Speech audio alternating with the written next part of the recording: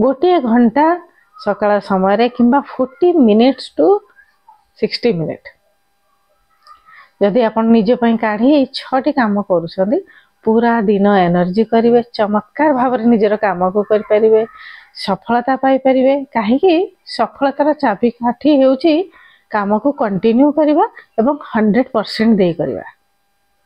आज जदि मुझे कामटी करुँची 10 दिन पर्यंत इच्छा होनी करने मन होनी बोली आम ताको छाड़ी रखुचे से जोगु से नेग्लेक्ट जोगु ही आम सफल हो पारना काम को 100% दबा कंटिन्यू करवा खुशीर सहित करवा उत्साहर सहित करवा तेबे जाए आम सफलता हो पारती।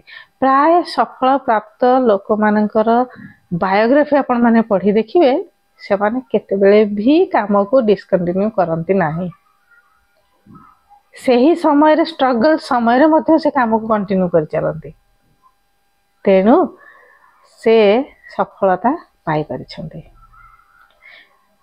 काम को कंटिन्यू करने देहरे शक्ति दरकार मन शांति दरकार तेणु यही 6टी काम को आपण माने प्रत्येक दिन सकाळे करी देखंतु। नमस्कार आशा करछि आपण माने सब भलरे थिबे और सुस्थ रे थिबे। आज सकाळ समयटी आमर दिन को निर्धारित करे सकाळर आरंभ आमे जेमिति करबा दिन सारा सेमती अनुभव करबा। आपण निद नै सोई करूछंती दिन सारा आलस्य अनुभव करिवे तेणु आज आम जाना 6टी एभली काम जहाँ सकाळे करवा उचित। मो Sushma Pal art of living teacher yoga and meditation teacher Sudarshan Kriya teacher spiritual जदि नुआ अच्छा सब्सक्राइब करेंगे अधिकार अधिकार शेयर करेंगे निज निजर मतामत डिस्क्रिप्शन बॉक्स रे निहाती भाव में देवे एवं भल लगुच वीडियो तो गोटे लाइक करेंगे। प्रथम कामटी है निजर शक्ति को बढ़ाइवाई किसी योगा करेंगे एवं किसी मेडिटेशन करेंगे। योगा प्राणायाम मेडिटेशन निजर जीवन शैली रे निहाती भाव में आड करेंगे ताहा सकाळ समय करेंगे। आसन गुड़िक शरीर को फूर्ति बनइब शरीर रे शक्ति को बढ़ाई थाए। प्राणायाम मन को शांत रखे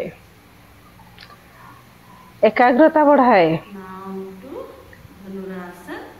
कार्य करिवार क्षमता बढ़ी थाए एवं मेडिटेशन द्वारा आमे निजर अंतर्निहित गुण को विकास करि पारंती। शरीर आत्मा एवं मन को जोड़ी पारंती। शरीर श्वास एवं आत्मा यही तीनोटी को आमे जोड़ी पारंती। तेणु प्रत्येक दिन जदि आपण माने सकाळे योगा प्राणायाम एवं मेडिटेशन करूछंती दिनटी बहुत आनंदर सहित एवं शक्तिर सहित बिताई पारिबे। सकाळर सूर्यंक किरण आम देहरे निहाती बाजिबा उचित। विटामिन डी सहित मनर फूर्ति ऑक्सीजन वृद्धि एवं प्रकृति रे जो हील करिवार क्षमता थाए शरीर रे मध्य से हील करिवार क्षमता अछि। आम शरीर प्रकृति सहित जड़ित पंच महाभूतर शरीर जल वायु अग्नि पृथ्वी तत्व नहीं पंच महाभूत बना होइए शरीर। तेणु प्रकृति रे जहाँ अच्छी आम शरीर मध्य भी से अच्छी प्रकृतिर सहित जाए किसी समय वॉक करी निजको हील करवा उचित। सकाळ समय रे खाली पादरे घास उपरे चलिए पृथ्वी तत्व माँ पृथ्वी को आमे सबुदिन स्पर्श करवा उचित। आमर अभ्यास पड़े अच्छी आमे एबे खाली पादरे धरती माँ उपरे बिल्कुल भी चलू नाहंती किंतु जदि सकाळ समय रे खाली पादरे ही अभ्यास करिवे किछि समय धरती माँ उपरे चलिए शरीर हील होई थाए मन फूर्ति होई थाए शरीर भी फूर्ति बढ़ी जाई थाए। सेकेंड प्रचुर मात्रा रे पानी पीवे। दिनर आरंभ कम से कम आपण माने 2 ग्लास पानी रु करिवे। 2 ग्लास पानी एका थरे न पी आपण माने उठिबा परे गुनगुना पानी किंबा निजर शरीर हिसाब रे कौनसी भी गोटिए आयुर्वेद या हर्बल वाटर नेबे। तारे प्रति घंटा रे अल्प अल्प पानी रो मात्रा पी रहबा। काहे कि ना 7 ରୁ 8 घंटा आम शरीर विश्राम करता है जिते आम शोई पड़ी था। उठिबा मात्रे